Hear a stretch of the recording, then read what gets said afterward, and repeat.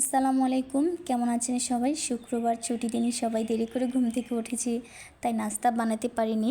তো মেয়েদের বাবাকে নাস্তা কিনতে বাইরে পাঠিয়েছি। তার মধ্যে ছোটো মেয়েটা বাবার সাথে যাওয়ার জন্য কান্না করছিল, তাই মেয়েকে ওর বাবা তার সাথে নিয়ে গেল। কিছুক্ষণ পর নাস্তা নিয়ে আসলো। এখন আমাদের জন্য চা বানাচ্ছি। ডিমগুলো ধুয়ে নিলাম এবং সিদ্ধ করতে দিয়ে দিলাম। এখন চাটা পুরোপুরি বানিয়ে নিচ্ছি। এখন চাটা গ্লাসে ঢেলে নিলাম। এর মধ্যে ডিমগুলোও সিদ্ধ হয়ে গেল। খোসাগুলো ছাড়িয়ে নিলাম। আমাকে হেল্প করার জন্য মেয়েদের বাবা আসলো, তাই বিছানা ঘর পরিষ্কার করতে গেলাম। কাজের মধ্যে ছোট মেয়েটা খুব বিরক্ত করছিল, তার মধ্যে ঘর পরিষ্কার করা শেষ করলাম। এর মধ্যে আমাদের নাস্তা রেডি। দুই মেয়ে নিয়ে আমরা হাজব্যান্ড ওয়াইফ নাস্তা খেয়ে নিলাম।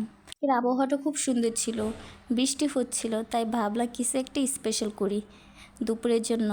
তাই প্রথমে খাওয়াটা শেষ করলাম, নাস্তা খাওয়াটা শেষ করে শাওয়ার নিয়ে নিলাম। এর মধ্যে রান্নার আয়োজন শুরু করলাম। প্রথমে আমার মা মাংস কাটছিল, আমি একটা পাত্রে মশলা কষাচ্ছিলাম। মা আমাকে হেল্প করছিল, মাংস কেটে ধুয়ে দিচ্ছিল। এর মধ্যে আমি মাংসগুলো কষিয়ে নিচ্ছিলাম। রান্না করার মধ্য দিয়ে মেয়েদের বাবা আসলো রান্না করে দেখার জন্য, আমাকে হেল্প করলো সালাদ কেটে দিয়ে। এর মধ্যে মরিচগুলো ধুয়ে ডালগুলো ভেজে নিলাম। এর মধ্যে আমার স্পেশাল বিরিয়ানি রান্না করার মাংসগুলো কষানো হয়ে গেল।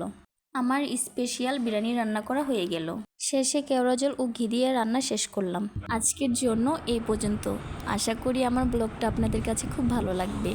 ইনশাআল্লাহ আবার দেখা হবে নাদিয়া ফ্যামিলিসের অন্য কোনো ব্লগে। আল্লাহ হাফেজ।